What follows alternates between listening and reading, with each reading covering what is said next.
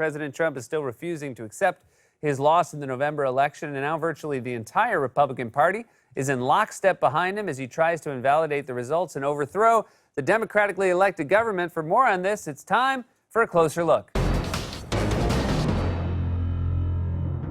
Well, it was fun for a couple of days, wasn't it? It's like we all sat through a long, boring wedding and we finally got to drink and dance our hearts out, and then they stopped the music for one more speech from the racist grandpa. I remembered something else about Korea. Donald Trump and the Republican Party are not only refusing to concede a presidential election they clearly and decisively lost, they're acting as if Trump will remain in office despite the will of the people. The Trump White House is moving forward with its budget proposal for next year, vetting new hires for his second term, firing officials at the Pentagon and replacing them with unqualified yes men, authorizing Justice Department investigations of non-existent voter fraud, and saying stuff like this. Is the State Department currently preparing to engage with the Biden transition team? And if not, at what point does a delay hamper a smooth transition or pose a risk to national security? There will be a smooth transition to a second Trump administration.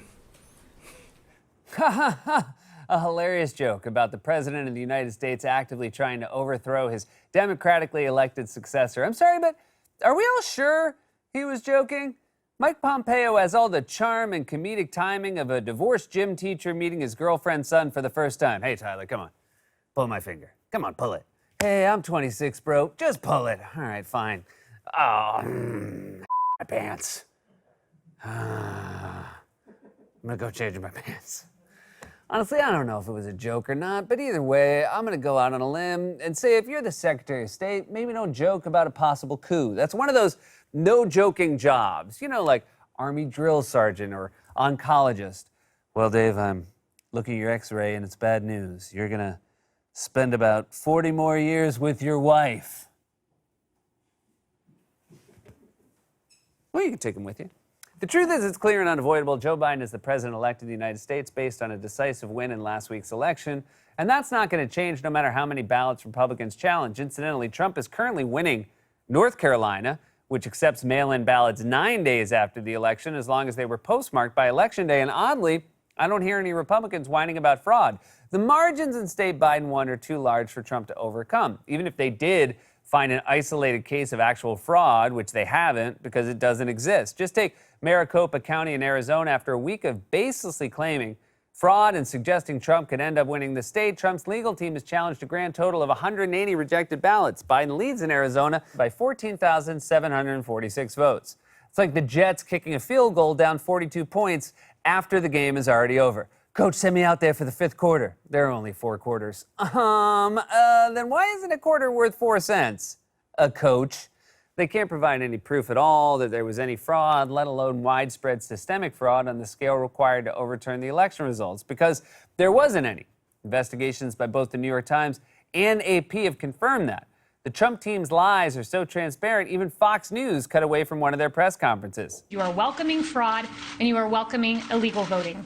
We want every legal vote to be counted, and we want every illegal vote to be... I just think we have to be very clear. She's charging, the other side is welcoming fraud and welcoming illegal voting. Unless she has more details to back that up, I can't in good countenance continue showing you this. Man, it's rough when your most sycophantic supporters bail. That was like watching Smithers say, "Shut up, old man!" It's like the National Zoo cutting away from the panda cam because the sex is getting too graphic. Okay, they're humping, that's fine. Oh, and now they're, oh my God. Kevin, what position is that? I think that's called standing wheelbarrow. Okay, cut the feed. Cut the feed. Kids are watching. Cut the feed. And by the way, in that same press conference, a reporter asked White House Press Secretary Kayleigh McEnany, who incidentally gets paid with your tax dollars to show up and lie at Trump campaign events, a very simple, straightforward question. Do you know for a fact that there were fraudulent votes cast? And this will not shock you. She did not answer. Do you know that fraudulent votes were actually cast? Or are you simply saying we don't know because we couldn't see? Look, what we are asking for here is patience. So all you're saying is you need a little patience? Thanks, Guns N' Roses. You swore that would work, Shoemaker. I see. And I'm sorry. Donald Trump wants patience? The least patient man on the face of the earth? The guy who literally shoved his way to the front of a group of NATO leaders like a bridesmaid trying to catch a bouquet at a wedding. You already have a boyfriend, Janet. Let me have this. A man so patient he tried to close his umbrella once and then just left it on the stairs to the plane. Donald, where is your umbrella? Antifa took it. Again? They're out to get me, Mel. These ghouls have had a week since the election to prove their voter fraud bull. And all they can do is ask for patience. This is like if you came home late from work with lipstick on your collar and your wife asked, are you having an affair? And you said, look, I can get you a cover story tomorrow, but right now I am dead tired due to some very strenuous extramarital sex. And every time they do mention something that sounds vaguely nefarious, like dead people registered to vote or backdating ballots or whatever, it always turns out to have a very simple and innocent explanation. In Pennsylvania, a postal worker admitted he fabricated claims of ballot tampering and recanted them. Or how about Nevada, where the Trump campaign is challenging 3,000 ballots cast by people they claimed moved to another state, making them ineligible to vote? Well, it sounds bad, right? Well, it turns out there's a different explanation. According to the Wall Street Journal, service members who have legally voted in Nevada after being transferred elsewhere. That's right, Trump and the GOP are trying to get thousands of ballots cast by service members thrown out because they legally voted in Nevada and then were transferred elsewhere. Because that's what happens when you're in the military. In just 4 years, the GOP has gone from support the troops to disenfranchise the troops. On Veterans Day, no less. Bravo. What's on tap for Groundhog Day? Are you going to pour gasoline into Punxsutawney Phil's burrow? I say how much winter is left. Who's got a match? Trump promised for months that this is exactly how he'd react if he lost, and now he's doing it and shredding American democracy in the process. If anything, this might be the first time he's delivering on what he promised. Let's not forget, in 2016, he also said he wouldn't accept the election results either. So unlike his pledge to build a wall that Mexico pays for, that we'd win so much we'd get sick of winning, that coronavirus would go away when the weather got warmer, in this case, Trump has kept his word to the American people about not accepting the word of the American people. If a guy walks into a party and says, I cannot promise that I won't go through your wife's underwear, and you later catch him elbows deep in her stretch silk, eyes closed, mouth hanging open, saying, love that dryer sheet smell, the fault kind of lies on you for not immediately kicking him out when he said the first thing. Sore winners rarely make good losers. You might remember that in 2016, Trump made the absolutely ludicrous, unhinged claim that 3 to 5 million voted illegally in that election, which he won, and which Hillary conceded the next day.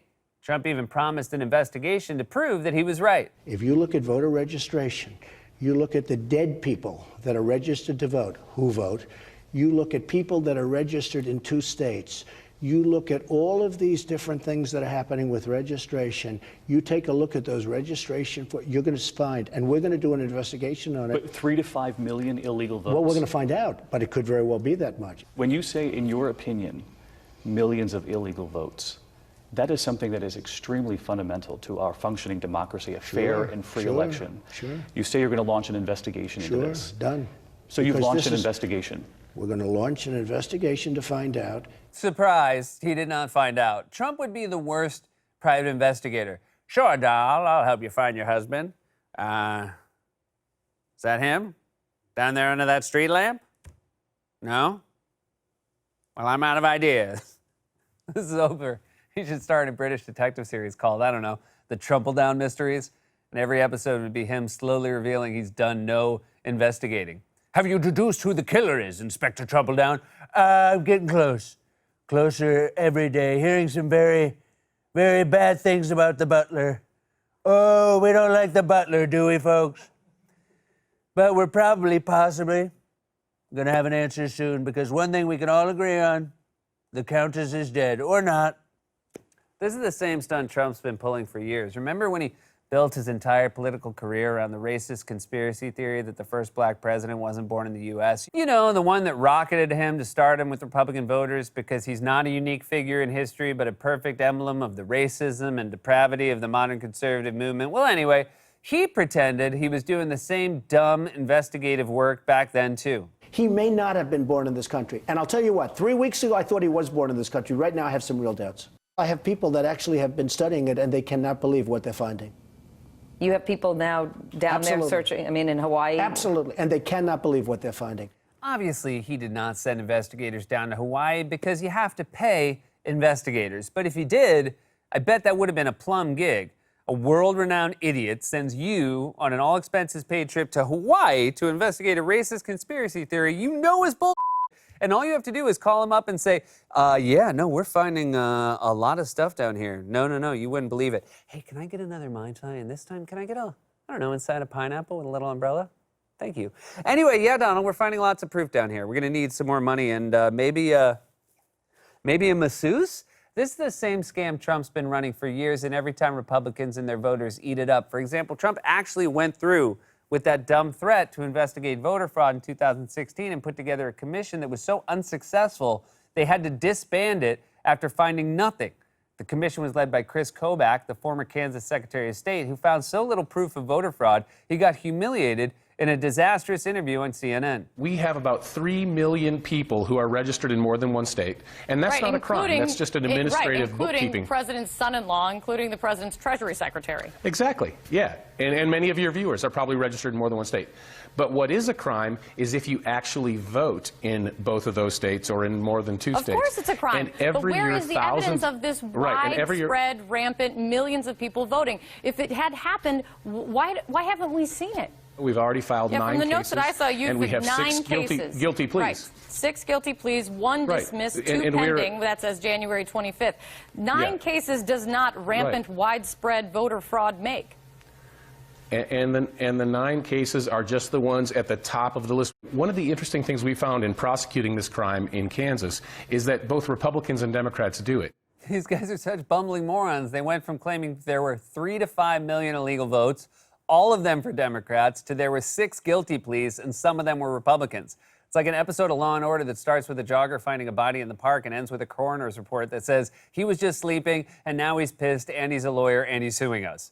There's a common through line from birtherism to lies about voter fraud. Republicans don't see their opponents as legitimate, and they don't accept the outcomes of democratic elections. That's why they claimed the first black president wasn't born here, or that mail ballots are somehow fraudulent, or that a secret army of dead people rose up from their graves, voted in this election, and then held a press conference in front of a landscaping company.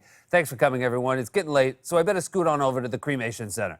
The Republican Party is an authoritarian movement that is opposed to democracy and does not see victories by their political opponents as legitimate. They believe they are the only ones entitled to wield power regardless of what voters actually want. Maybe it's just me, but I'm not sure we can have a functioning democracy if one side refuses to accept the results whenever they lose. And even if this specific coup attempt doesn't work, that's not like good news. If someone tries to rob a bank but gives up because he can't crack the safe, you install new security measures to stop them from doing it again. You don't just wave goodbye and say, no harm, no foul, take care, buddy, come back. You know, if you want to open a checking account. Suffice this to say, it's not a good situation when you have one political party committed to democracy no matter the outcome and the other opposed to democracy at all costs.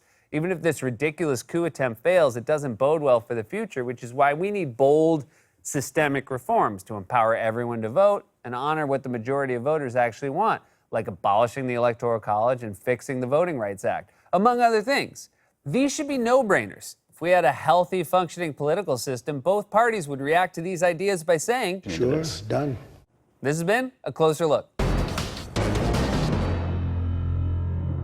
God's Love We Deliver cooks and brings over 2 million meals a year to men, women, and children living with HIV, AIDS, cancer, and other serious illnesses, and they need your help now more than ever. If you're watching this online, you can hit the donate button. Stay safe, wash your hands, wear a mask. We love you.